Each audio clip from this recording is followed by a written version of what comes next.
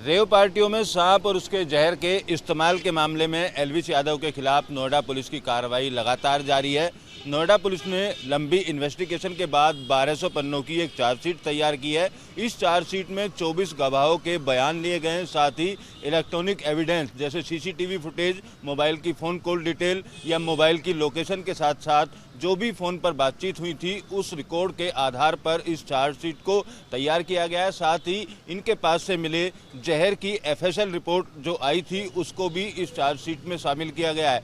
जिन 24 गवाहों के बयान लिए गए हैं उन तमाम गवाहों ने उन जगहों के बारे में बताया है जहां रेव पार्टी की जाती थी या तो गाना फिल्माने के लिए सांपों का इस्तेमाल किया जाता था। इस पूरे मामले में नोएडा पुलिस ने नवंबर में 5 लोगों को गिरफ्तार किया था। ये 5 लोग सांप पालने का काम किया करते थे। उनकी गिरफ्तारी के बाद पुलिस की जांच आगे बढ़ी और जब एफएसएल रिपोर्ट सामने आई तो एल्विस यादव को गिरफ्तार किया और एल्विस यादव को गिरफ्तार करने के साथ साथ उसके साथ अन्य 2 लोगों को और गिरफ्तार किया था। तीनों लोगों को जेल भेजा गया, कई दिनों तक जेल में रहे। हालांकि उसके बाद कोर्ट द्वारा एल्विस यादव और उसके दोनों साथियों को जमानत दे दी गई है। फिलहाल एल्विस यादव जमानत पर बाहर आ चुका है।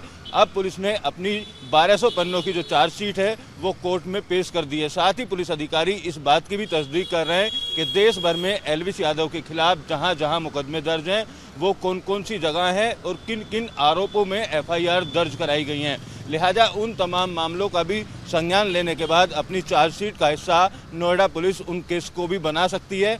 अब गुरुग्राम की बात की जाए तो गुरुग्राम में भी पीएफए द्वारा एक एफआईआर दर्ज कराई गई थी। उस एफआईआर में सिंगर फैजलपुरिया, एल्विस यादव सहित कई अज्ञात लोगों के नाम दर्ज कराए। गुरुग्राम पुलिस भी अब आने वाले दिनों में इस पूरे मामले को लेकर इन्वेस्टिगेशन करेगी। तो माना जा रहा है एल्विस यादव की जो मुश्किलें हैं वो बढ़ सकती हैं और दोबारा से गुरुग्राम पुलिस सांपों की तस्करी या सांपों के इस्तेमाल के मामले में एल्विस यादव को गिरफ्तार भी कर सकती है। जिस तरीके से पीएफए द्वारा गुरुग्राम में एफआईआर दर्ज कराई गई है उसमें भी कई संगीन आरोप लगाए गए हैं और कोर्ट के आधार पर उस एफआईआर को दर्ज कराया गया है।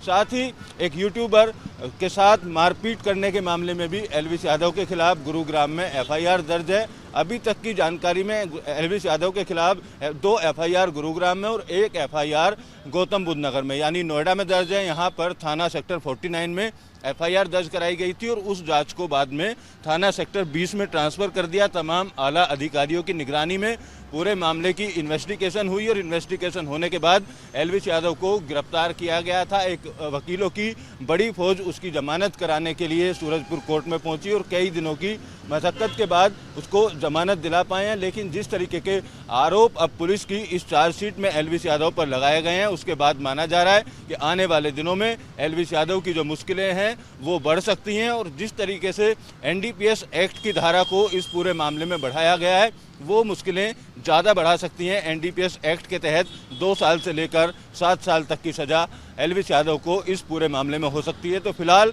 अब माना यही जा रहा है कि जिस तरीके से पुलिस ने इस पूरे मामले में चार्जशीट तैयार की है आने वाले दिनों में एल्विस यादव की जो मुश्किलें हैं वो और बढ़ सकती हैं। कुछ ही दिन बाद कोर्ट में इस पूरे मामले को लेकर ट्रायल शुरू होगा और पेशी पर एल्विस यादव को ग्रेटर नोएडा के सूरजपुर कोर्ट में लगातार आते रहना पड़ेगा। वीडियो जर्नलिस्ट संजय कुमार के साथ अमित चौधरी, न्यूज़ नेशन, नोएडा।